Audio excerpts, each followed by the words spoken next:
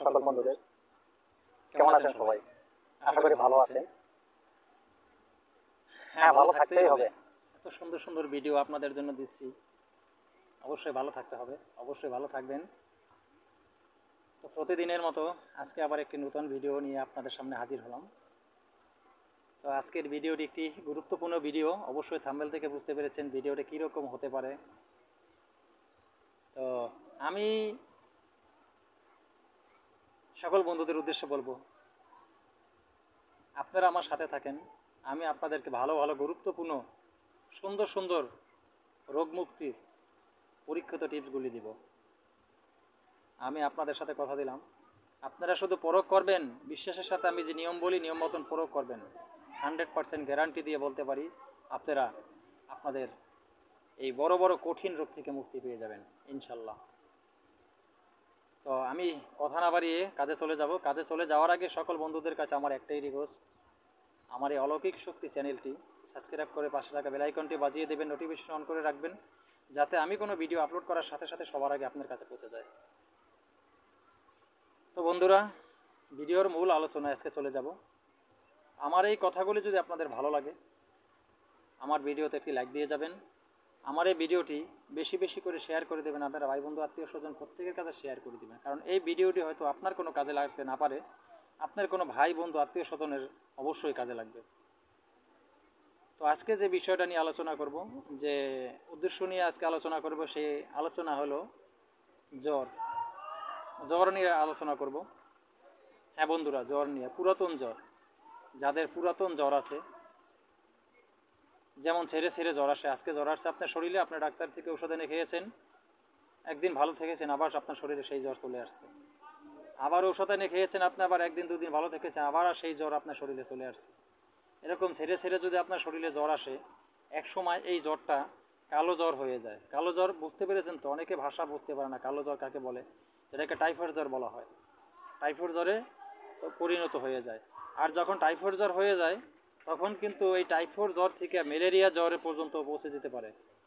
Malaria জ্বর যদি কারো হয়ে যায়, সে লোকের কিন্তু একটা সাইড অবশ হয়ে যায়, হয়তো ডান সাইড নয়তো বাম সাইড, হাত পা অবশ হয়ে যায়। এটা ভয়ঙ্কর রোগ পুরাতন জ্বর। সেই পুরাতন জ্বর থেকে মুক্তি পাওয়ার জন্য আমার আজকের ভিডিও। হ্যাঁ বন্ধুরা, তাহলে তো বুঝতেই পেরেছেন ভিডিওটা কত জরুরি। তাই ভিডিও টেনে টুনে দেখবেন না, স্কিপ করে যাবেন না ভিডিওটা। কারণ স্কিপ করে গেলে হয়তো হয় কি, কিছু কথা আমার দুই একটা বলে ফেলছি আমি, আপনার দুই একটা কথা আপনি শোনেন নাই, তাই আপনি সঠিক নিয়ম মতন আপনি ঔষধ প্রয়োগ করতে পারেন না। আপনার কষ্ট ব্যথা হয়েছে, আপনি অনেক কষ্ট করে আপনি এই ঔষধের ম্যানেজ করেছেন, কিন্তু সঠিক নিয়ম মতন আপনি প্রয়োগ করতে পারেন নাই, কোনো কাজে আসে নাই। তাই আপনি এ কাজ না করে ধৈর্য সহকারে প্লিজ ভিডিওটি পরিপূর্ণ দেখবেন, তাহলে আপনি অবশ্যই বুঝতে পারবেন, আপনি উপকৃত হন এবং আরও একজনকে উপকার করেন। এখানে তন্ত্রমন্ত্রের কিছু নেই। তো আজকে কথা না বাড়িয়ে কাজে চলে যাবে এখনই। আমি যে উদ্দেশ্য নিয়ে আলোচনা করতেছিলাম, জ্বর, সেই পুরাতন জ্বরের উদ্দেশ্যে কথা বলতেছি। পুরাতন জ্বর, আপনি কিসে চিরতরে মুক্তি পেয়ে যাবেন এই পুরাতন জ্বর থেকে। তো বন্ধুরা, আমরা অনেকে চিনি, অনেকে চিনি না। যারা চিনি না তারা গুগলে সার্চ করে দেব, সার্চ করে দিলে অবশ্যই চিনতে পারবো। কি চিনতে পারবো? যেটাকে বলা হয় যে জিনিসটা সর্বপ্রথম যে জিনিসের দরকার, সেটা হলো একটি গাছের ফল। একটি গাছের ফল, এটাকে বলা হয় লাডা ফল বলা হয়, লাটা ফল। আপনি যদি লাডা ফল গুগলে লিখে সার্চ দেন, তাহলে অবশ্যই আপনি দেখতে পারবেন লাডা ফল। সেই লাডা ফল আপনি যে কোনো বানিয়াতি দোকানে, যে দোকানে গাছগাছরা ঔষধপাতি বিক্রি হয়, এই সমস্ত দোকানে গিয়ে আপনি লাডা ফলের কথা বললেই দোকানদার আপনাকে লাডা ফল দেবে। আপনি 3টি ফল কিনে নিয়ে আসবেন, আপনি মাত্র 3টি লাডা ফল কিনে নিয়ে আসবেন দোকান থেকে। 3টি লাডা ফল কিনে নিয়ে এসে এই 3টি ফল আগুনে পুড়বেন। আগুনে পুড়ে এইটার ভিতরে যে শ্বাসটা থাকে, সেই শ্বাসটা বের করে নেবেন। 3টি ফলের শ্বাস বের করে নেবেন আগুনে পুড়ে। তারপরে এই শ্বাসগুলি ভালো করে চূর্ণ করবেন, গুঁড়ো করবেন। সেটা আপনি ব্লেন্ডার দিয়ে গুঁড়ো করতে পারেন, শিলপাটায় হাম্বল দিস্তা দিয়ে গুঁড়ো করতে পারেন। সুন্দর করে গুঁড়ো করে 14 ভাগ করবেন। এই 3টি ফলের শ্বাস গুঁড়ো করে এই পাউডার করবেন, 14 ভাগ করে 7 দিন খাবেন। সকালে বাসি পেটে খাবেন, বিকেলে খাওয়ার পরে শোয়ার আগে খাবেন। এইভাবে আপনি 7 দিন খাবেন মাত্র।